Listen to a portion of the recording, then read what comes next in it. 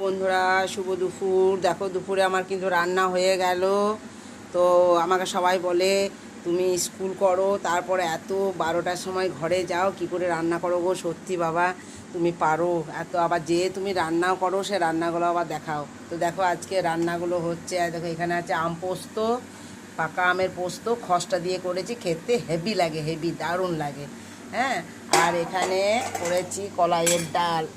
এই দেখো হিং আর ভাজা গুঁড়ো দিয়ে একটু ফড়ং করেছি। কলাইয়ের ডাল, এই গ্রীষ্মকালে কিন্তু কলাইয়ের ডাল খেতে দারুণ লাগে, আর হিং দিয়ে করলে আরও ভালো লাগে। সামান্য একটু তেলের সাথে হিং দিয়ে দিলে হিঙের যে গন্ধটা লাগে না, ডালটা খেতে খুব মিষ্টি লাগে। আর এখানে আলু মাখা করেছি, কাঁচা পেঁয়াজ দিয়ে নুন তেল দিয়ে আলু মাখা করেছি, লঙ্কা দিয়ে, গরমে ঝাল ভালো লাগছে না।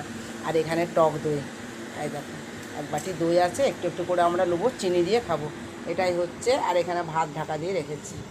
এটাই হচ্ছে দুপুরের আজকে আমার রান্না। ঠিক আছে বন্ধুরা, আজকে রান্নাটা এইভাবেই দেখালাম, আমার ছোট্ট হেঁসেলের ছোট্ট মেনু।